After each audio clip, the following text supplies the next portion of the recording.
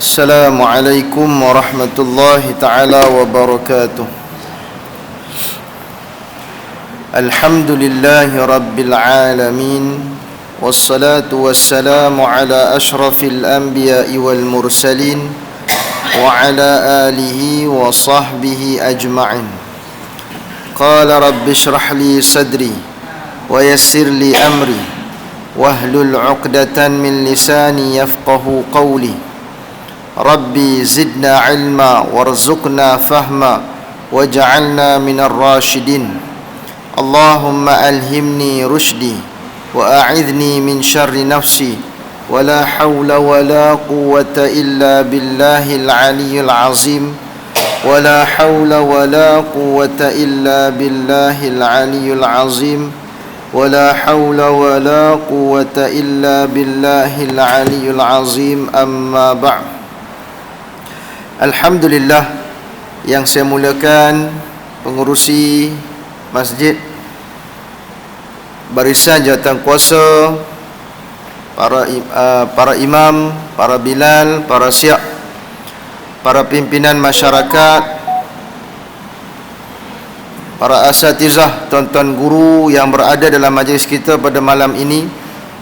Semoga Allah Subhanahu wa taala dengan limpah kurnianya memberikan kepada kita kesihatan yang baik, memberikan kepada kita afiat, dan memberikan kepada kita taufik dan hidayah untuk kita sentiasa gairah dalam mengamalkan segala perintah Allah, mengikuti sunnah Nabi sallallahu alaihi wasallam dengan amalan yang diterima oleh Allah Subhanahu wa taala. Amin ya rabbal alamin.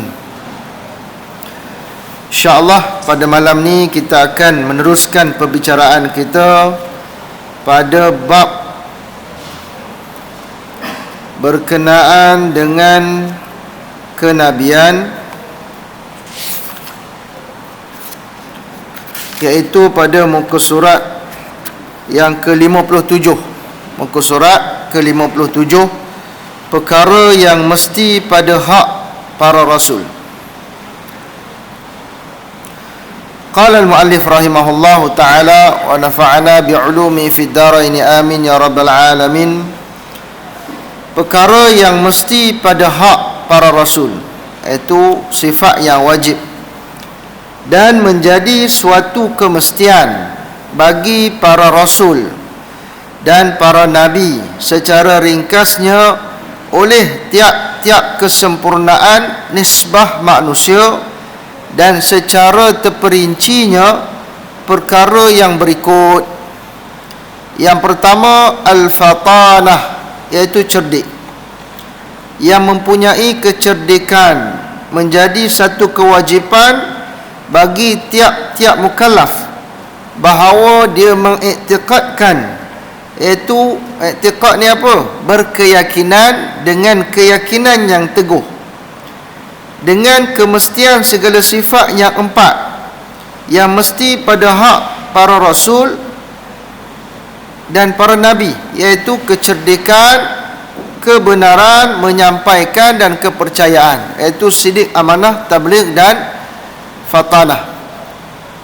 Tuan-tuan para jemaah rahimakumullah, walaupun rasul-rasul ini secara harusnya terdiri daripada kalangan manusia biasa, a'radul basyariyah, akan tetapi mereka bukan sebarangan manusia. Mereka bukan sebarangan manusia. Bahkan mereka ini adalah manusia yang terpilih.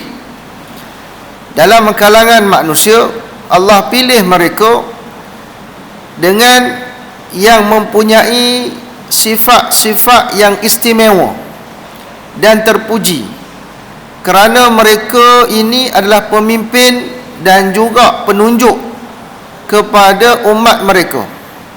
Iaitu siapa dia? Bagi golongan nabi-nabi terdahulu, umat-umat terdahulu. Bagi kita Nabi Muhammad, kitalah penunjuk, kita lah Nabi Muhammad sallallahu alaihi wasallam, seperti mana Allah Taala sebutkan dalam surah Ahzab, a'udzubillahi minasyaitanirrajim, laqad kana lakum fi rasulillahi uswatun hasanah liman kana yarjullah wal yaumil akhir wa dzakarallaha katsira. Dan sesungguhnya telah ada pada diri Rasulullah sallallahu alaihi wasallam itu contoh tauladan, contoh ikutan yang baik bagimu, yaitu bagi orang yang mengharapkan rahmat Allah dan juga hari kiamat yang banyak mengingati Allah Subhanahu wa taala. Kemudian kita wajib untuk beriman kepada Rasul dalam dua bentuk.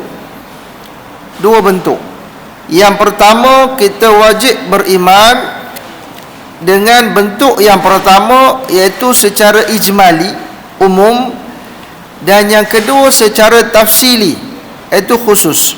Apa dia?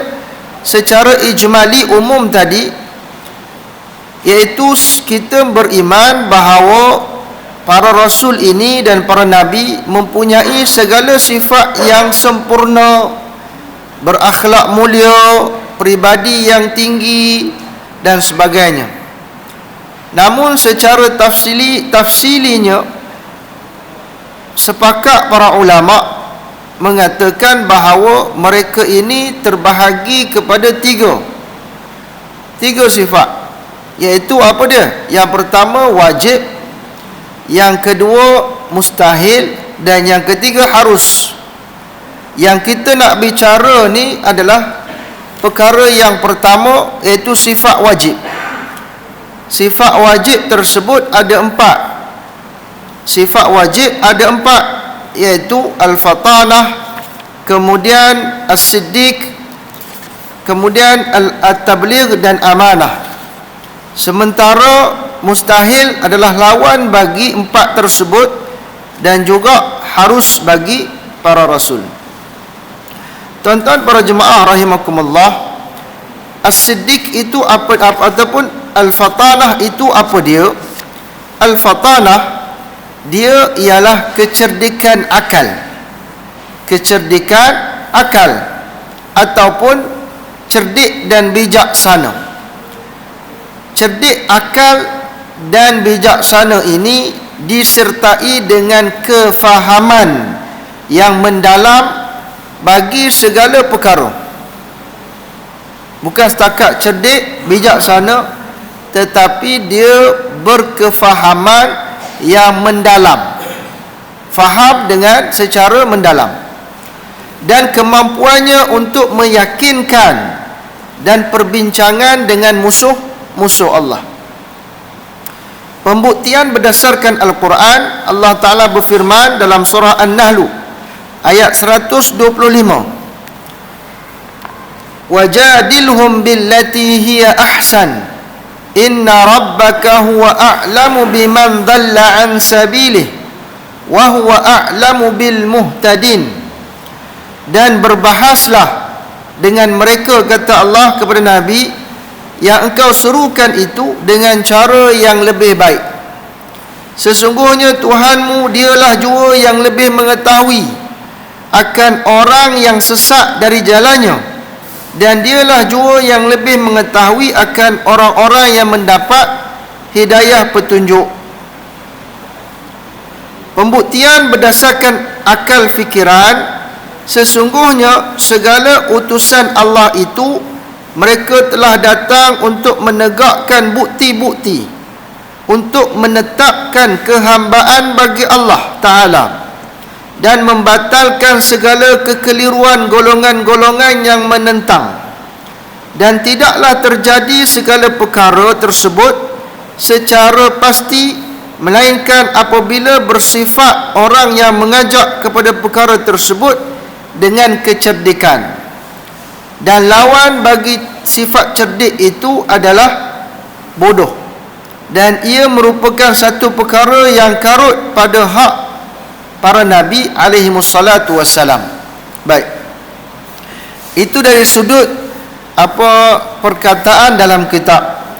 Jadi insya-Allah saya akan bentangkan pertama kita akan bacakan dia punya matan dia, kemudian kita akan syarahkan berkenaan perkara tersebut, dan yang ketiga saya akan datangkan macam mana kita nak mengaplikasikan fatanah ataupun kecerdikan dalam kehidupan kita, ataupun bagaimana kesesuaian kita meletakkan kecerdikan itu bagaimana dalam kehidupan kita.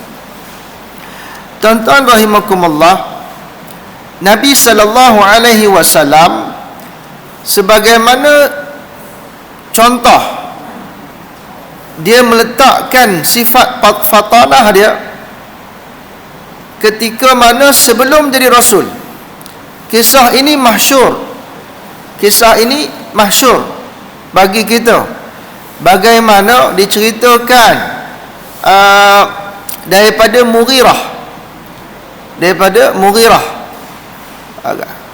ayah kepada Walid bin Mughirah.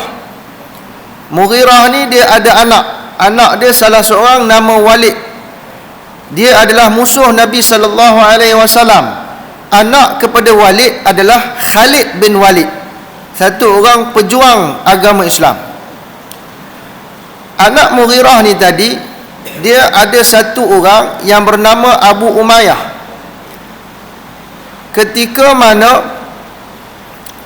mana waktu tu Nabi belum jadi Nabi lagi. Waktu tu Kaabah ni hampir runtuh. Ada riwayat mengatakan banjir, ada yang mengatakan lah lama dan sebagainya, hampir runtuh. Tetapi orang masyarakat Quraisy, mereka tak berani nak membina balik atau nak menghancur balik. Sebab apa?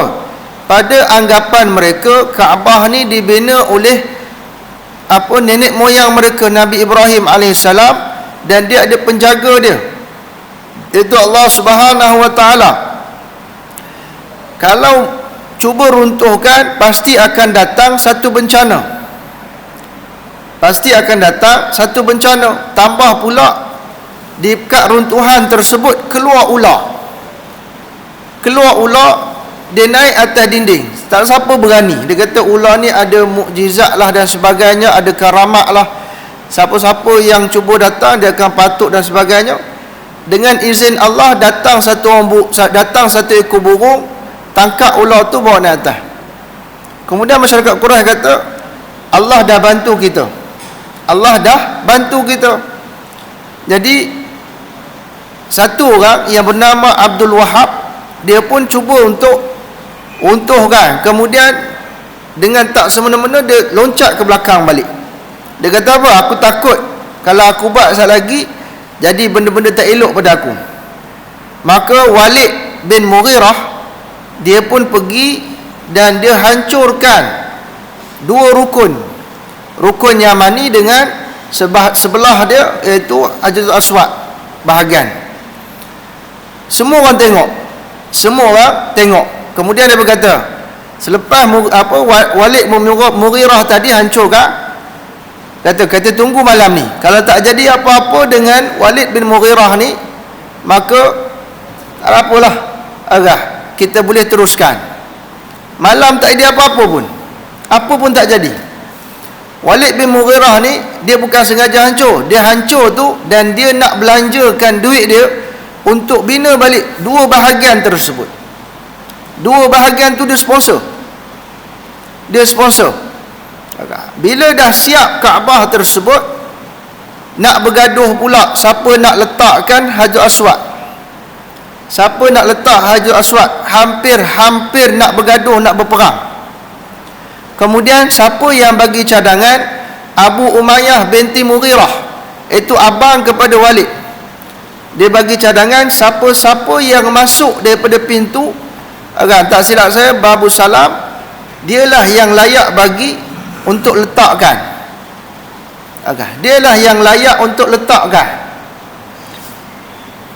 Tiba-tiba yang masuk Nabi Muhammad sallallahu alaihi wasallam. Nabi yang masuk. Kemudian bila Nabi yang masuk, apa Nabi buat? Kisah ni kita dah tahu.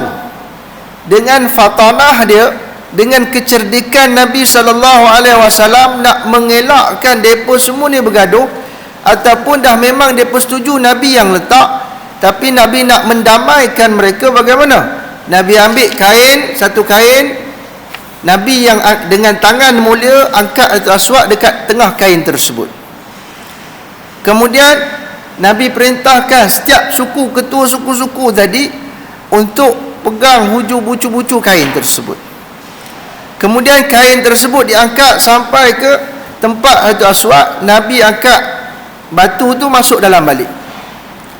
Dan perkara tersebut mendapat pujian daripada semua orang. Kata inilah Muhammad cerdik. Salah satu sifat Nabi SAW. Dan juga beberapa perkara yang mana Nabi Ibrahim juga agak seperti mana disebut dalam surah Maryam, wadhkur fil kitab Ibrahim innahu kana siddiqan nabiyya. Dan juga berkenaan dengan fatanahnya Nabi Ibrahim, bagaimana kisah dia dengan berhala yang nak menempelak pula masyarakat yang menyembah berhala dan sebagainya. Itu menunjukkan tanda-tanda fatanahnya Rasul dan Nabi tersebut. Jadi bagaimanakah cara untuk kita pula mengaplikasikan sifat fatanah dalam diri kita?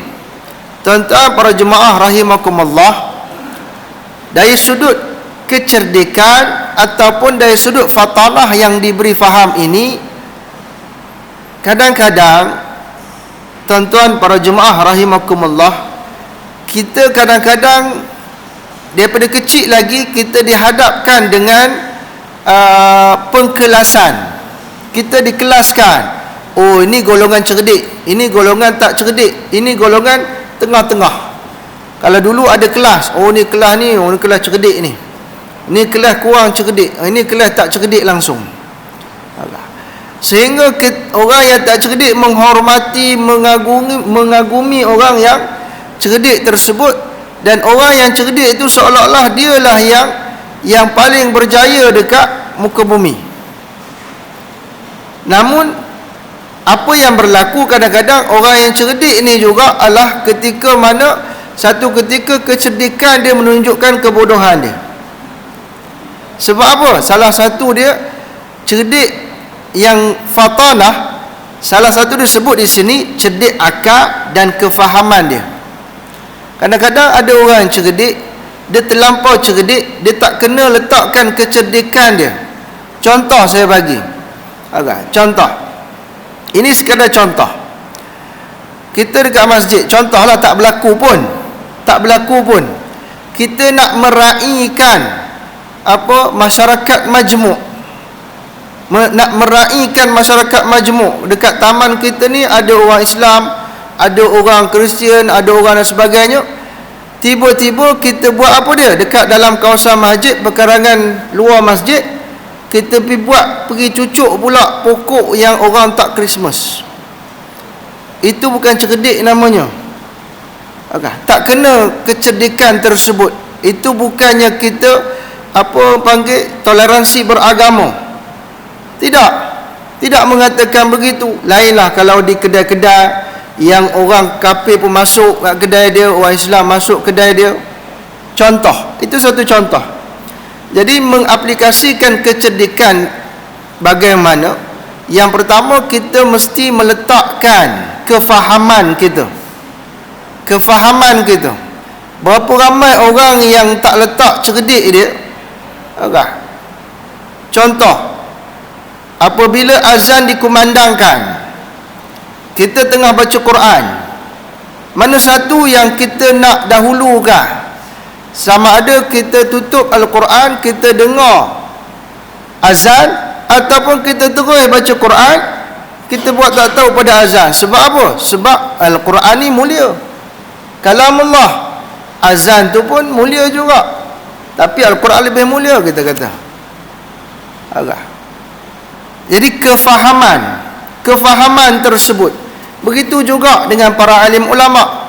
mereka meletakkan sesuatu hukum tersebut berbeza-beza dengan kefahaman mereka daripada ayat yang sama. Contohnya, apabila ada sebahagian ulama mengatakan niat puasa boleh 1 bulan. Sebab apa? Sebab dia mengatakan bahawasanya dia rangkumkan semua. Maksudnya bila kita salat, bila kita salat tersebut, kita tak niat pun untuk rukuk, kita tak niat pun untuk sujud, kita niat pada awal-awal tersebut untuk salat semua sekali. Sama juga puasa. Jadi kita niat pada awal tahun puasa, awal bulan puasa, hari-hari lain tak payah niat dah. Tapi berbeza pula dengan imam lain.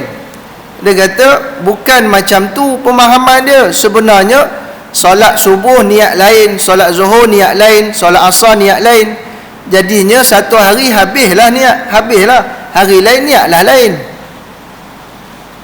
Benda yang sama tapi kefahaman berbeza. Ini menunjukkan kecerdikan. Bagaimana kita nak mengaplikasikan? Sama juga dengan kita meletakkan diri kita pada satu-satu tempat. Dalam pekerjaan, dalam kita menguruskan apa-apa pekerjaan, jawatan dan sebagainya, kita kena cerdik. Yang pertama, cerdiknya bagaimana? Cerdik ni adalah orang yang meletakkan hukum Allah melebihi segala-galanya, segala kepentingan diri dan sebagainya. Dia tak ada meletakkan kepentingan Allah setara dengan kepentingan diri dia. Dan Nabi SAW dan juga para Nabi yang lain, mereka ini bijaksananya mereka ini boleh saja nak dapat.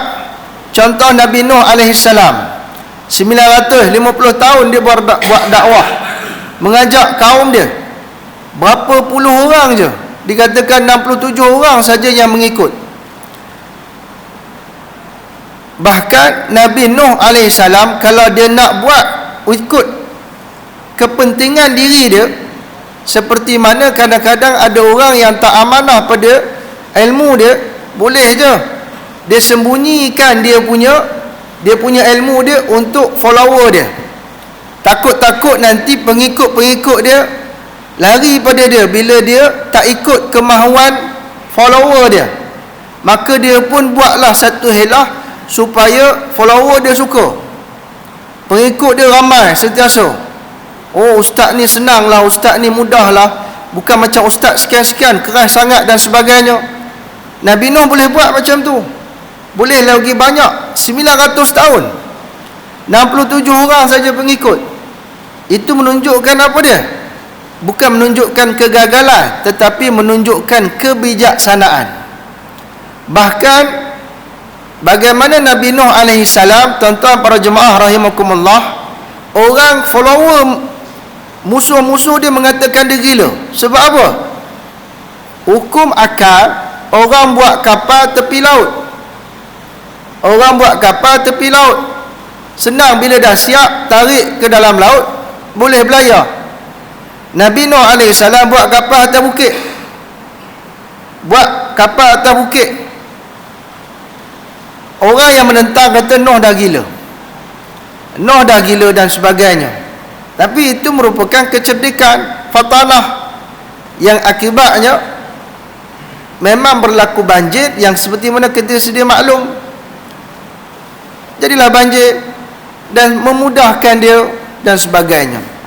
Itu yang dibincangkan. Dan memang para Nabi dan Rasul ini memiliki akan sifat fatanah tersebut, iaitu cerdik dan kefahaman. Dari sudut agama, kita kena pandai menyesuaikan kecerdikan kita dengan kefahaman. Cara dia macam mana?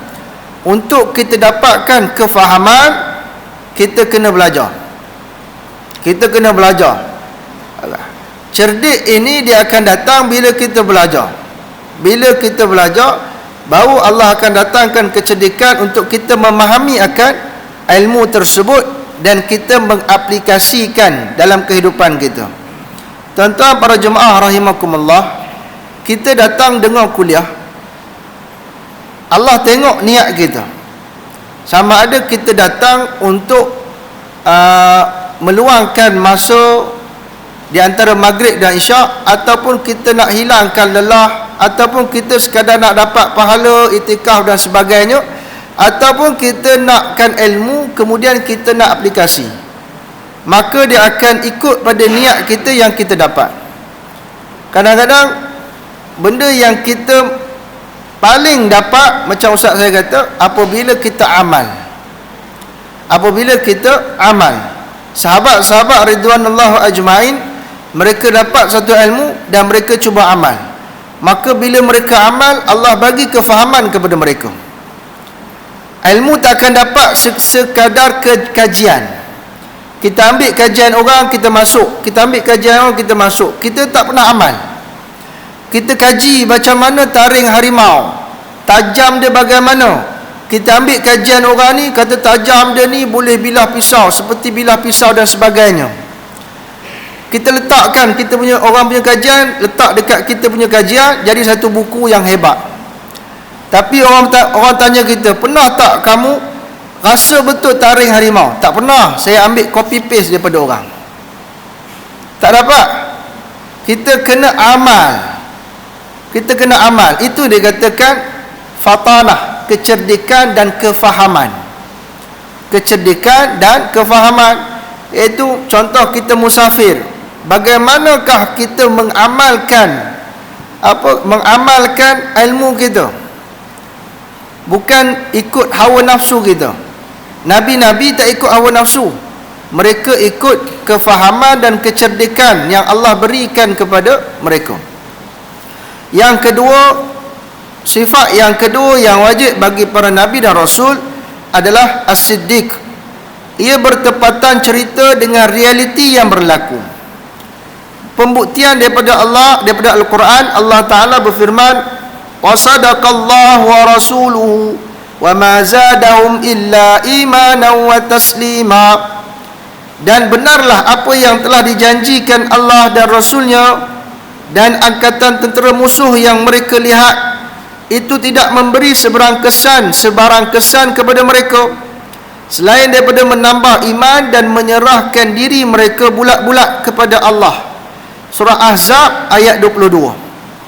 Pembuktian berdasarkan hukum akal, jikalaulah ada para nabi itu harus pada hak mereka itu berbohong, nescaya haruslah juga pembohongan mereka pada bidang dakwah mereka dan juga pada pengutusan mereka.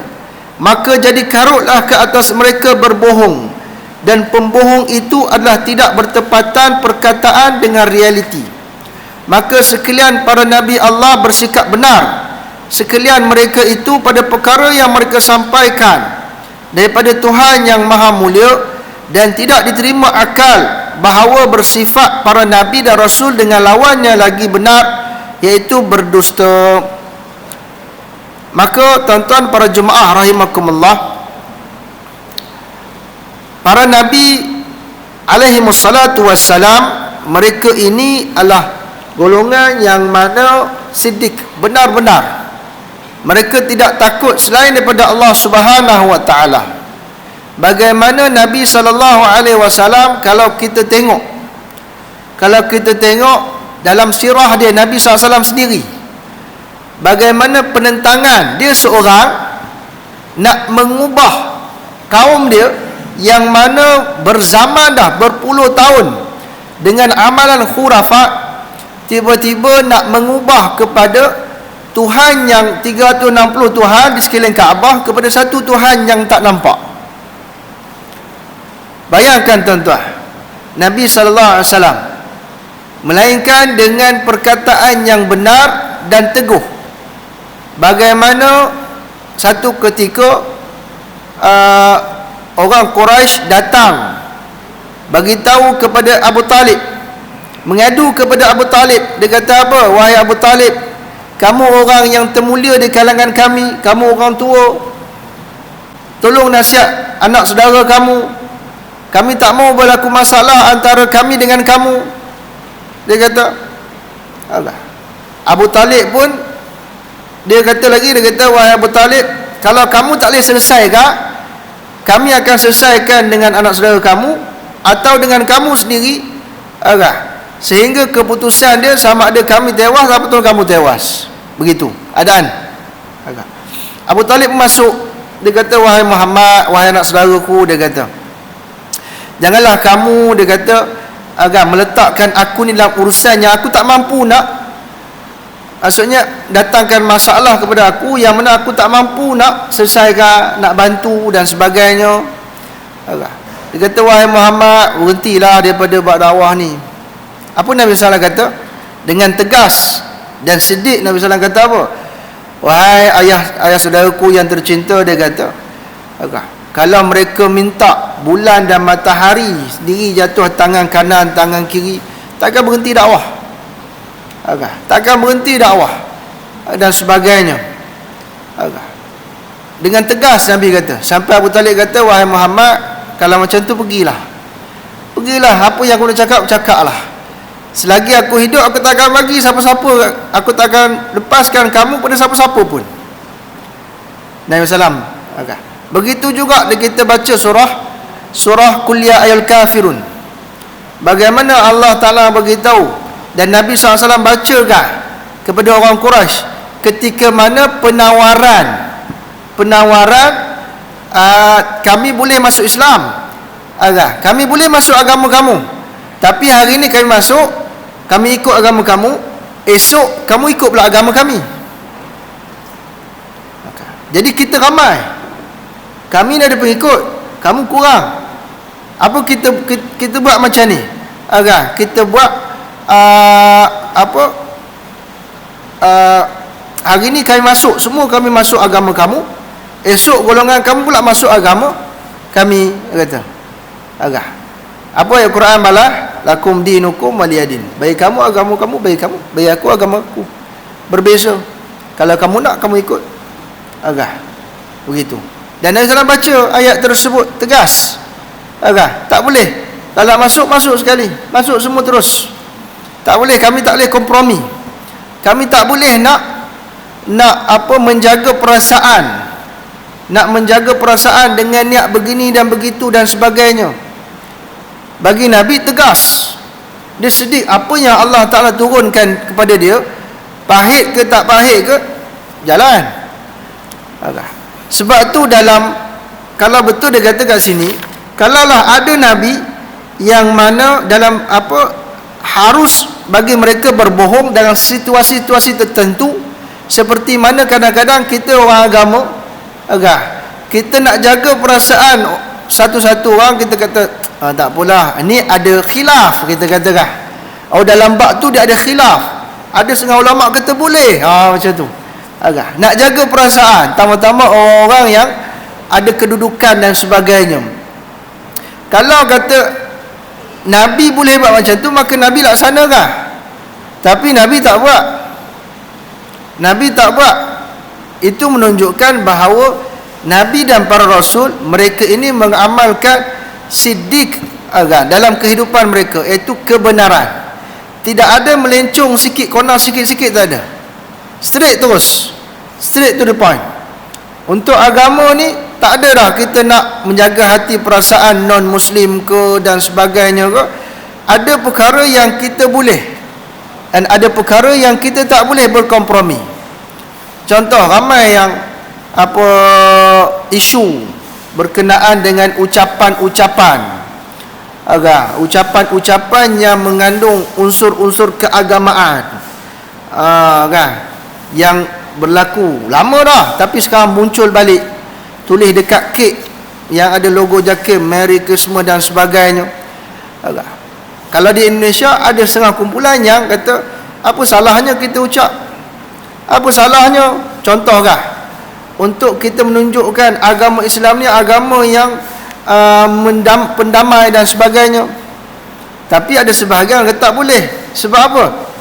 Menunjukkan bahawa kita menghormati agama mereka dan mereka juga menghormati agama kita.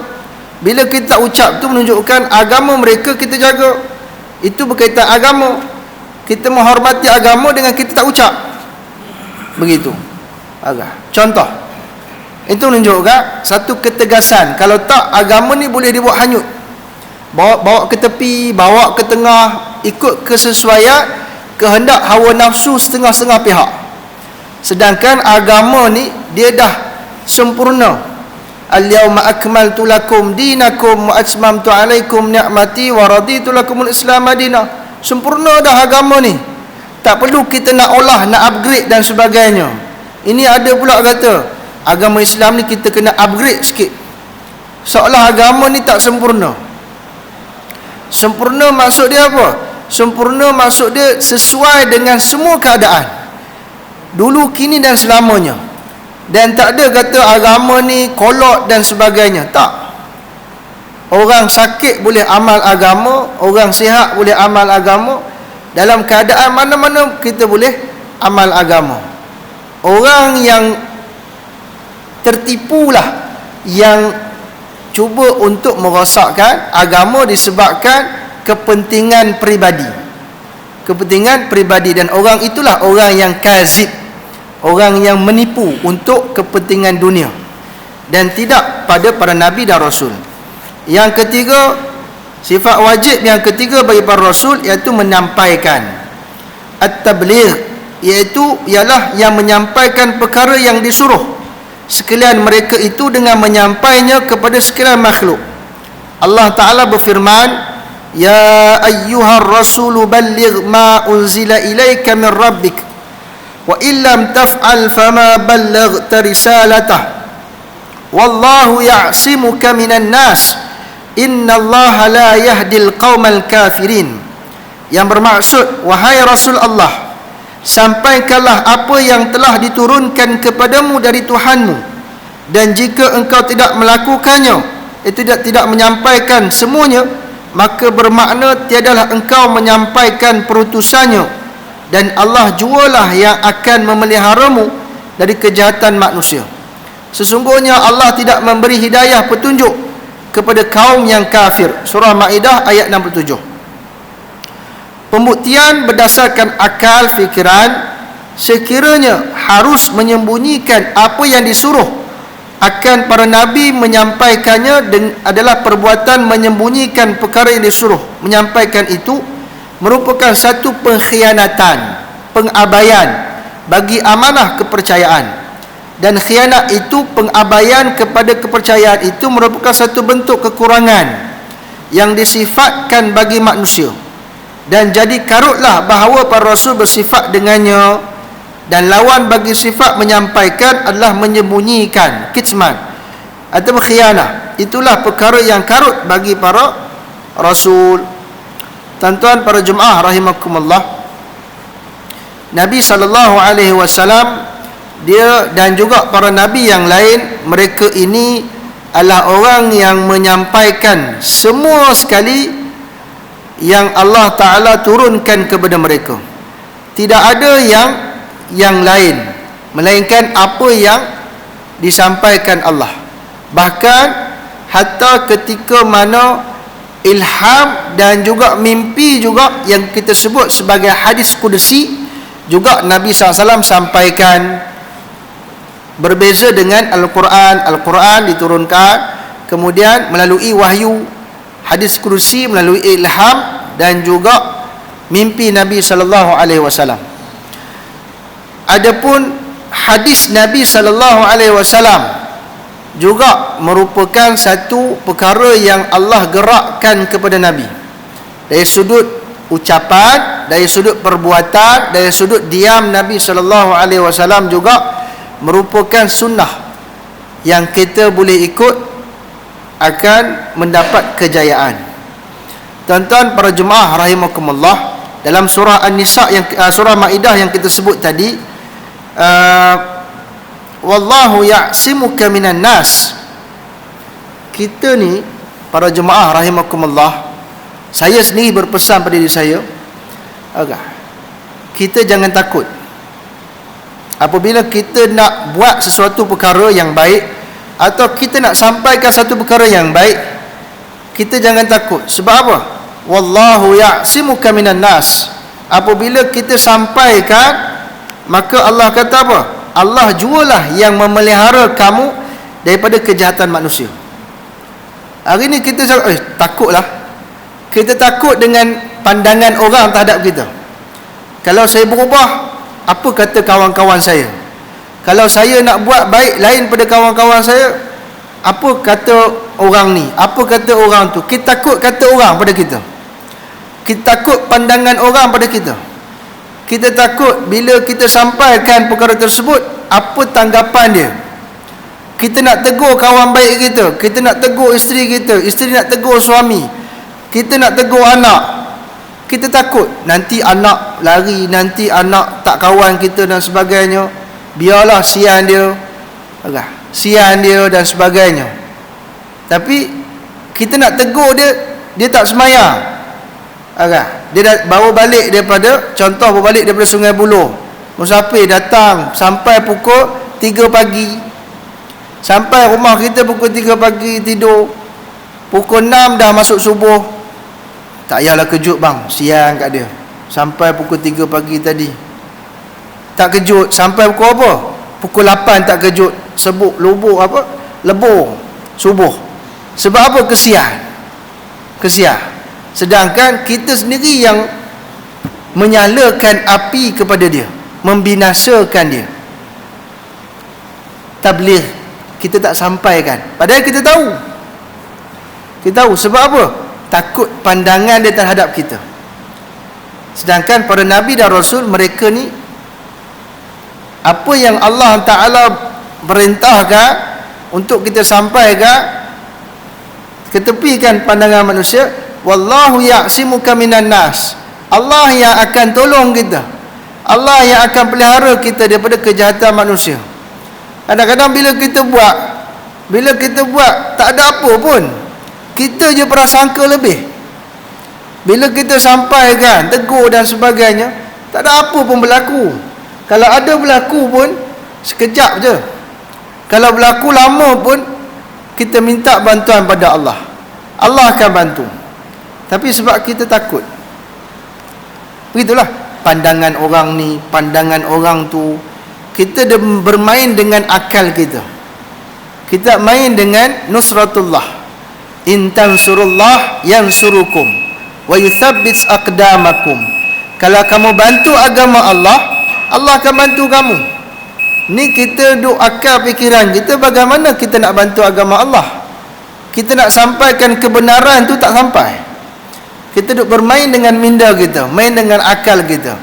Agama ni bukan pada akal. Agama tak ikut pada akal kita. Kalau kita ikut akal, tuan-tuan, agama kalau kita akal, kita kentut ikut buntut, yang kita basuh muka. Kita kentut ikut buntut, basuh muka, kita ambil wuduk. Mana ikut akal? Kalau ikut akal, basuh buntut lah. Basuh buntut sebab ikut akal. Tapi agama bukan ikut akal, dia ikut perintah Allah. Ikut perintah Allah. Jadi sifat tabligh tu kita kena buat, kita kena sampaikan, kita kena bertindak dan sebagainya. Dan itulah sifat Nabi. Itulah sifat Nabi yang kita perlu masukkan, kita kena amalkan dalam kehidupan kita seharian. Supaya apa? Sebab disebutkan laqad kana lakum fi rasulillahi uswatun hasanah. Nabi adalah contoh ikutan. Kalau dia ada 4 sifat wajib tersebut, kita kena usaha supaya kita juga ada sifat wajib tersebut, walaupun kita buat sikit-sikit. Fatanah, sidik, tabligh tersebut. Yang keempat, amanah yang kita akan bicara nanti, supaya 4 tersebut kita dapat amalkan, insya-Allah. Jadi sekadar itu dahulu. InsyaAllah kita akan sambung kepada yang keempat, iaitu al-amanah. Al-amanah pada masa yang akan datang. Dan lawan bagi tabligh tadi adalah menyembunyikan, iaitu kitman, menyembunyikan. Dan itu bukanlah sifat para rasul dan sebagainya. Wallahu ta'ala alam.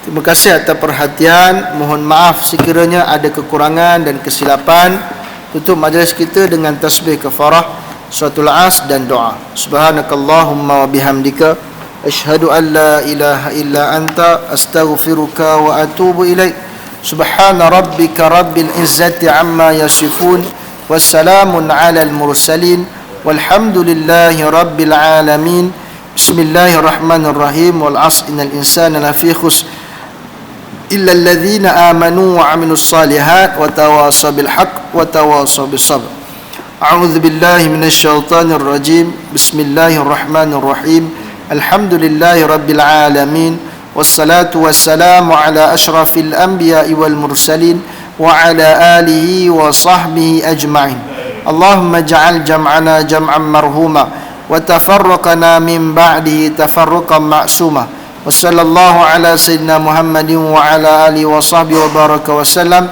والحمد لله رب العالمين. Assalamualaikum warahmatullahi taala wabarakatuh.